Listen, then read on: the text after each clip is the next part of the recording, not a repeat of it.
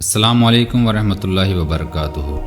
آج ہم بات کریں گے ایک ایسی رات کی جس کا ذکر خود قرآن پاک میں آیا ہے، ایک ایسی رات جو 1000 مہینوں سے افضل ہے، جس میں فرشتے زمین پر نازل ہوتے ہیں اور ہر نیک عمل کا بے شمار ثواب ملتا ہے۔ جی ہاں، ہم بات کر رہے ہیں شب قدر کی۔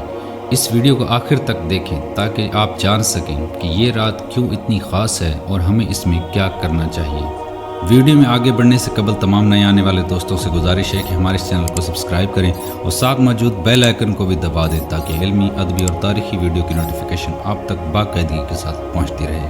اللہ تعالیٰ سورہ قدر میں فرماتا ہے، لیلۃ القدر خیر من الف شہر، شب قدر 1000 مہینوں سے بہتر ہے۔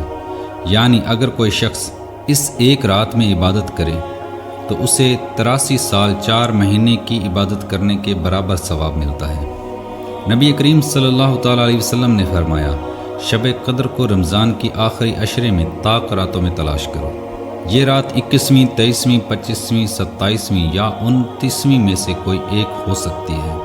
اس رات میں فرشتے اور حضرت جبریل علیہ السلام اللہ کے حکم سے زمین پر نازل ہوتے ہیں۔ یہ وہ رات ہے کہ جب اللہ تعالیٰ کی رحمتیں عام ہوتی ہیں، بخشش کے دروازے کھول دیے جاتے ہیں اور جو بھی صدق دل سے اللہ کو پکارتا ہے اس کی دعائیں قبول کی جاتی ہیں۔ اس مبارک رات کو ضائع نہ کریں، اس رات میں درج ذیل اعمال کریں۔ نماز پڑھیں، زیادہ سے زیادہ نفل ادا کریں، خاص طور پر تہجد کا اہتمام کریں۔ قرآن کی تلاوت کریں، اس رات میں قرآن مجید پڑھنا اجر و ثواب کا باعث ہے۔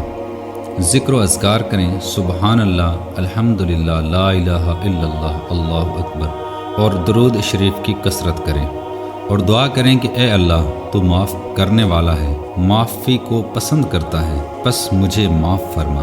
صدقہ و خیرات کریں، جتنا ہو سکے مستحقین کی مدد کریں۔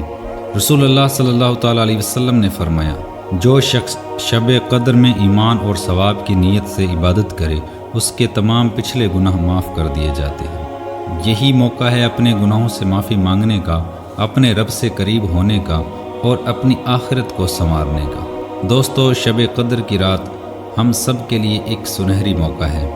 کیا پتہ یہ رات ہماری زندگی کی سب سے قیمتی رات ہو، اس لیے اسے ضائع نہ کریں، عبادت میں گزاریں، دعا کریں، قرآن پڑھیں اور اللہ سے اپنے گناہوں کی معافی مانگیں۔